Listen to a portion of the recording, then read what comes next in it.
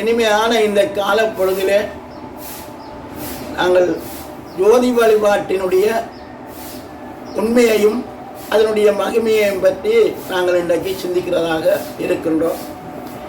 வள்ளல் பெருமானை பொறுத்த மட்டிலே அவர் ஜோதி வழிபாட்டைத்தான் அவர் முன்னிறுத்தி இருக்கின்றார். எங்களையும் ஜோதி வழிபாட்டைத்தான் செய்வதற்கு பணித்திருக்கின்றார். சரி, ஜோதி வழிபாடு வள்ளல் பெருமான் காலத்திலே தான் அந்த ஜோதி வழிபாடு தலையெடுத்ததென்றால் அல்லது ஆரம்பித்ததென்றால் இல்லை. தொல்காப்பிய காலத்திலே இருந்தே ஜோதி வழிபாடு நம்முடைய தமிழ் மக்களுடைய வாழ்விலே இருந்து வந்திருக்கின்றது. அப்படி அந்த ஜோதி வழிபாடு தமிழர்களாலே ஜோதி வழிபாடு நடந்த அந்த காலம்தான் தமிழர்களுடைய பொற்காலமாகவும் இருந்திருக்கின்றது என்பதை நாங்கள் இன்றைக்கு தெரிந்து கொள்ள வேண்டும். ஏன்னால் அந்த ஒருமைப்பாட்டோடு தமிழன் உலகத்தையே ஆண்டிருக்கின்றான் என்கின்ற உண்மைகளை எல்லாம் நாங்கள் அறியக்கூடியதாக இருக்கின்றது. அப்பொழுது தமிழன் ஓரளவுக்கு அவன் ஒற்றுமை என்பது வேறு, ஒருமைப்பாடு என்பது வேறு. ஒற்றுமை என்பது அது இப்போ நாங்கள் ஒரு கல்யாண மேடையிலே எல்லாரும் ஒரே ஆடை அணிந்து கொண்டு எல்லாரும் ஒற்றுமை போல நடிக்க முடியும். ஆனால் ஒருமைப்பாட்டிலே அங்கே நடிப்புக்கு இடம் இல்லை. அது நாங்கள் ஒருமைப்பட்டு போய் ஆன்ம நிலையிலே இருந்து கொண்டு எல்லாரும் ஆன்மாக்கள் எங்களுக்கிடையிலே எந்த வேறுபாடும் இல்லை என்கின்ற அந்த உள்ளுணர்வோடு நாங்கள் வாழுகின்ற காலம்தான் அந்த தமிழர்கள் ஜோதி வழிபாட்டிலே லயித்திருந்த காலம். அப்போ இதிலிருந்து நாங்கள் என்னத்தை உணரக்கூடியதாக இருக்கின்றது என்று சொன்னால், ஜோதி வழிபாடு இந்த உலகத்திலே தமிழர்கள் மத்தியிலே ஒரு ஒருமைப்பாட்டை சங்க காலத்திலே கொண்டு வந்திருக்கின்றது என்பதை நாங்கள் முதலில் தெரிந்து கொள்ள வேண்டும். இன்னும் அடுத்த நிலையிலே வள்ளல் பெருமான் ஜோதி வழிபாட்டை அறிமுகம் செய்யும் பொழுது அந்த ஜோதி வழிபாடு இந்த உலகத்திலே தமிழர்கள் மத்தியிலே அற்றுப்போய் இருந்தது. தமிழர்கள் எல்லாம் சிதவடைந்து சின்னாபின்னமாக உலகம் முழுக்க பறந்து வாழுகின்ற ஒரு நிலையும் ஏற்பட்டிருக்கின்றது. அந்த நேரத்திலே தான் பெருமானார் மீண்டும் ஒருமைப்பாட்டை கொண்டு வர வேண்டும் என்கின்ற நினைவோடு எல்லா தமிழர்களும் உலகத்திலே உள்ள எல்லா மனித பிரவியர்த்த ஆன்மாக்களும் சகோதரர்கள் தான். அதாவது மனித பிரவியர்த்த ஆன்மாக்கள் மட்டும் அல்ல, 84 லட்சம் ஆன்மவேத உயிரினங்களும் நம்முடைய உரிமை சகோதரர்கள் தான் என்கின்ற உண்மையை வள்ளல் பெருமான் இந்த உலகத்துக்கு அறிவித்து அந்த ஒருமைப்பாட்டுக்கு கொண்டு வருவதற்கு தான் ஜோதி வழிபாட்டை மீண்டும் வள்ளல் பெருமான் இந்த உலகத்துக்கு அறிமுகம் செய்கின்றார். ஆகவே சங்க காலத்திலே தொல்காப்பிய காலத்திலே ஜோதி வழிபாடு நடந்திருக்கின்றது என்பதை நாங்கள் தெரிந்து கொள்ள வேண்டும். அப்போ ஜோதி வழிபாடு மட்டும்தான் இருந்ததென்றா இல்லை. ஜோதி வழிபாடு அருவ வழிபாடாக வள்ளல் பெருமான் போற்றி மகிழ்வார். அப்போ அந்த காலப்பகுதியிலே அறிவுருவ வழிபாடாக சிவலிங்க வழிபாடு தோற்றம் பெற்று இருக்கின்றது. அடுத்தது உருவ வழிபாட்டிலே பலவிதமான விநாயகர், பிள்ளையார் போன்ற பலவிதமான விக்கிரகங்கள் ஒவ்வொருவருடைய ஆன்மாவிலே பொருந்தி இருந்து அந்த அருளை பெற்று அவர்கள் அருள் வாழ்க்கை வாழும் பொழுது அவர்கள் தங்களுடைய அபக்குவ நிலைக்கு ஏற்றவாறு தங்களுக்குள்ளே ஏற்பட்ட அந்த இறை அனுபவத்தை தான் சில விசேஷ அங்கங்களோடு விக்கிரகங்களாக வடித்து இந்த மக்கள் மத்தியிலே கொண்டு வந்து மக்களை ஓரளவுக்கு ஆனந்தமாக வாழ வைக்க வேண்டும் என்று நினைத்தார்கள். ஆனால் அது எந்த அளவுக்கு இன்றைக்கு நாங்கள் சிந்திப்போமாக இருந்தால், இன்றைக்கு குடும்பத்திலே கூட ஏதோ 2 பொம்மைகள், அதாவது 2 இயந்திரங்கள் இருப்பது போன்ற ஒரு நிலை தான் இன்றைக்கு குடும்பங்களுக்கே இருக்கின்றது. அதுக்கு காரணம் அதில் உருவ வழிபாடு மிகவும் முக்கிய பங்கு வகிக்கின்றது. ஏன், நாங்கள் பல்வேறுபட்ட உருவங்களை விக்கிரகங்களை நாங்கள் வழிபாடு செய்தனுடைய விளைவு எங்களுக்குள்ளேயே பலவிதமான வேறுபாடுகளை உண்டு பண்ணிவிட்டது. சிலர் பக்கத்திலே ஒரு பிள்ளையார் கோயில் இருக்கு, அதுக்கு போய் ஒரு தேங்காய் அடிப்பார்கள். அடித்து போட்டு அங்காலே தள்ளி இருக்கிற பிள்ளையார் ஏதன் குறை நினைப்பா என்றால் அப்புறம் அங்கேயும் போய் ஒரு தேங்காய் அடிப்பார்.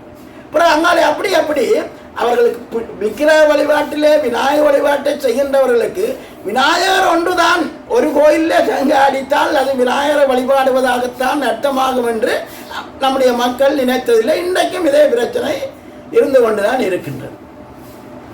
ஆகவேதான் வள்ளல் பெருமான் இதையெல்லாம் தவிர்த்து மத ஆதீத நிலைக்கு போய் ஜோதி வழிபாட்டை இந்த உலகத்திலே மீண்டும் ஆரம்பித்து வைக்கின்றார். அவருக்கென கேள்விகளை எழுப்புகின்றார் இந்த உலகத்தை நோக்கி.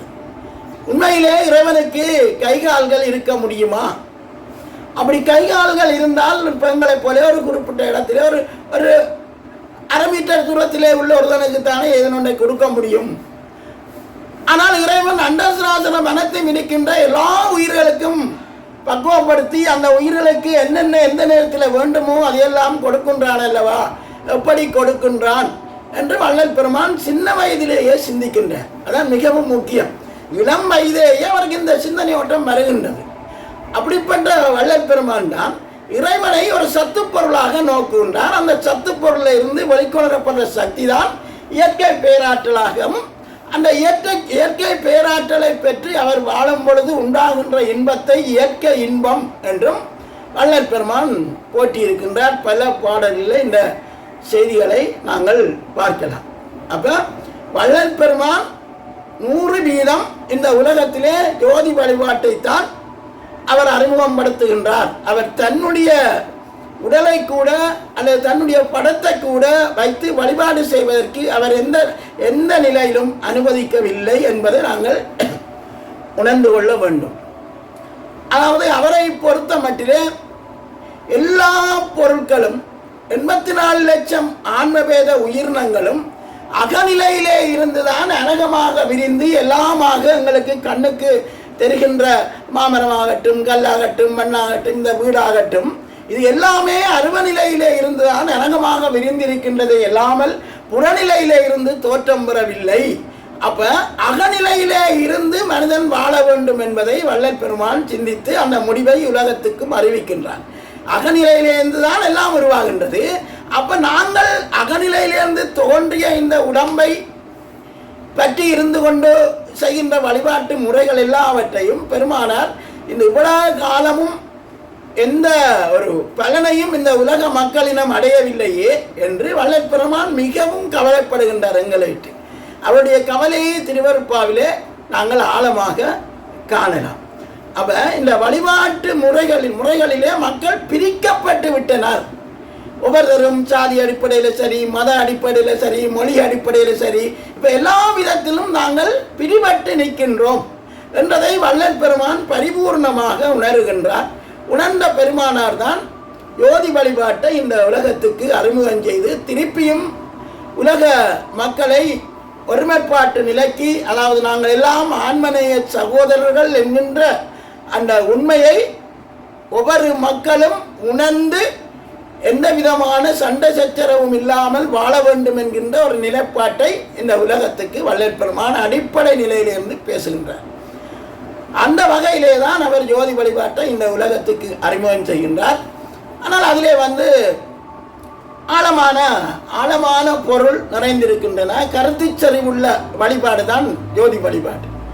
எப்படி அற்பெரும் ஜோதி ஆண்டவருடைய அந்த திருவுருவிலே நாங்கள் கண்ணுக்கு தெரிகின்ற பொருட்கள் 84 லட்சம் ஆன்மவேத உயிரினங்கள் எல்லாம் அந்த சூட்சும நிலையிலே அந்த ஒவ்வொரு ஆகாய அணுக்களிலும் நிறைந்திருக்கின்றதோ, அதே போல அந்த நிறைந்திருக்கின்ற அந்த அருவ நிலையிலே இருக்கின்ற அந்த சத்து பொருள் அருளொளியாகத்தான் விரிந்து இன்றைக்கு எல்லாமாக ஆகியிருக்கின்றது. எல்லா பொருள்களும் அருளொளியினுடைய அருளொளி அருவ நிலையிலிருந்து அனகமாக விரிந்துதான் எங்களுக்கு உயிர் இயங்கி இதயஸ்தானத்திலிருந்து உயிர் இயங்கி அந்த உயிர் தான் இந்த உடம்பை உருவாக்குகின்றது. தான் இந்த உடம்புக்குள்ளே இருந்து இறை அனுபவத்தை பெற்று வாழ்வதற்குத்தான் இந்த உடம்பு உருவாகின்றது.